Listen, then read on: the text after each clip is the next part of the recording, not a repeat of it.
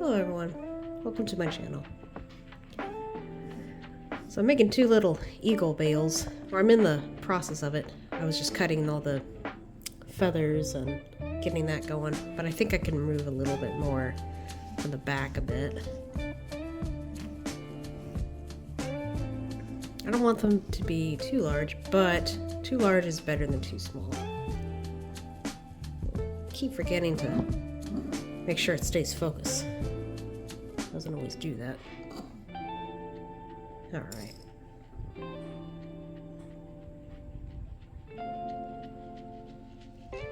So, some of my plans for my shop is to incorporate more of the color orange. Mostly because it's got such fun, innovative energy to it. Let's see. Yeah. It was a little too small of a cut. Alright.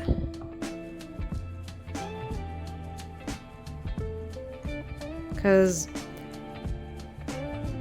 the room, I guess the vibe of it now is just a lot of gray, which gives such an opposite effect.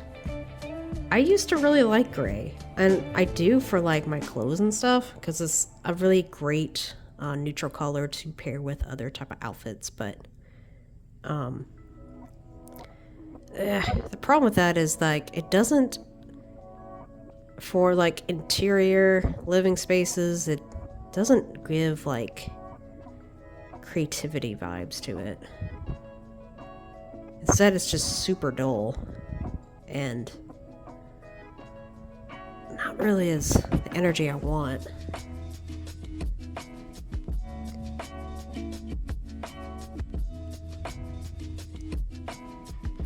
Alright. I hope I can get the cuts right. That's what I'm hoping for.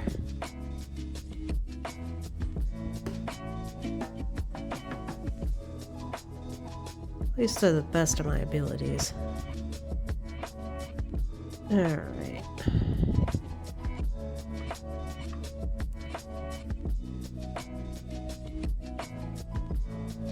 Okay.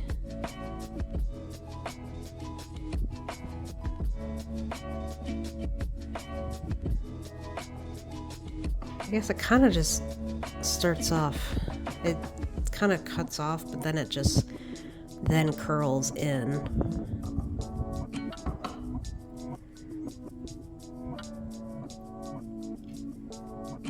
Alright. But yeah, the reason why I also want to incorporate orange is, and some blues as well. Like a bright summer blue, like the beach color. It's always made me happy. But not just like navy blue. It's a nice color, but it's kind of just like too dark for what I was trying to make it for what I want. But the theme for my room is, I kind of want to give like a subtle 1970s look to it. May sound kind of cheesy or whatever, but I always kind of like that decade personally. It's always made me like happy, and I gotta see, like, at least for what the way they dressed and how their interior design was, they always had that great innovative energy. Kind of seems what we lack in today sometimes. But I do believe, like, or I know that the type of colors that you surround yourself with, like in your room and your house and your shop, does affect your mood. At least it does with me.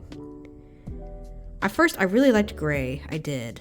Because I thought, oh, clean start. I don't have to have that awful beige or whatever. But then, it made me kind of like low energy, which is the last thing I want.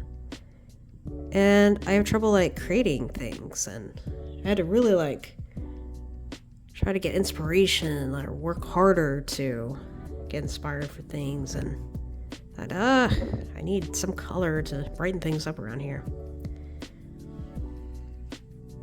So that's what I've been doing, and or at least that's what my plans are, and I'm excited about. I don't need that much orange because it's such a bright color. But I might do it for the curtains or my little organizers. And then just have like different types of tones of wood. Just to warm it up a bit. But not too much because like, I think part of why I don't really miss beige is hardly anything goes with it for me personally, and it just made the summer just feel that much more difficult to endure than normal. So I'm looking for the summer to see how well the cool colors around my area won't bother me as much. I'm hoping, but maybe it's just my wishful thinking. I don't know. We'll see. We'll see. I guess I just cut too much for this one feather, and I might have to like, yeah. So these are just mostly jagged lines, but you're kind of getting the idea.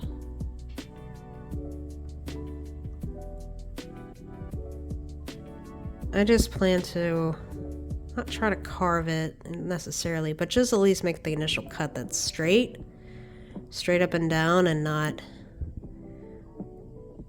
super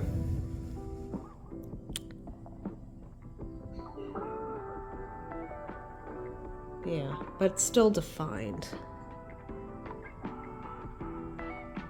Alright, I'm gonna do the other side. You'll see how this goes. Alright. So I start up across and I just kind of go that direction. Okay. I'll just start there, and then here, and up here.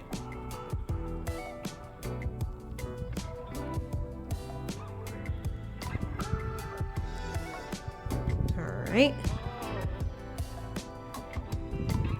Kind of, I hope. Yeah, it's coming. Yeah. Maybe this one section could be a little longer.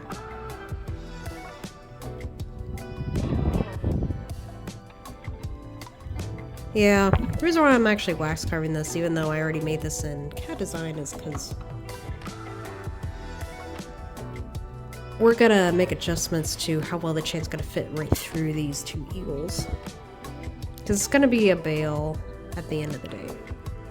Yeah, the problem with like 3D modeling wax is that it's so brittle that you really can't do much adjustments to it. You can't manipulate it, you can't just add wax to it, you can't just remove it. It's not really a wax, it's a resin. It's a 2-part resin. I wish I could just, in CAD model, just like easily take a couple minutes, take my original model, and then bring the other one next to it, and then I'll be done. But I don't know how well it's gonna fit across the chain. And it would be a lot more work to drill through in metal than in wax. Oh gosh, it'd be so much work. Imagine trying to drill through this whole section and just be, it'd just be a nightmare. So we're gonna do it like this and see how it comes out. Alright. It's kind of long. Alright. Oops.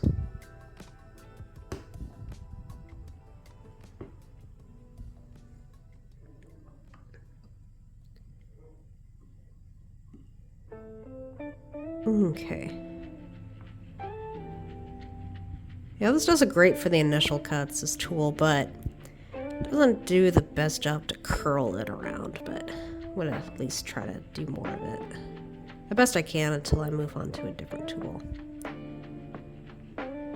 Okay.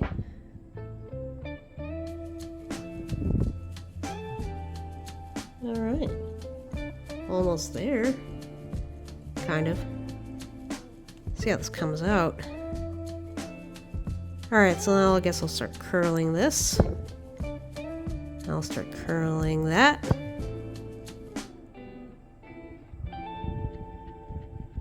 Alright.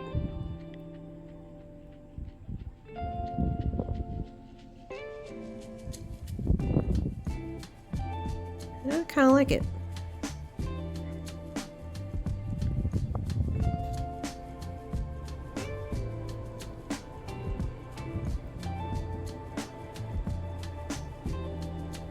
well, thanks for listening and watching this video with me and watching me work on these cool little eco bales, and I'll see you next time.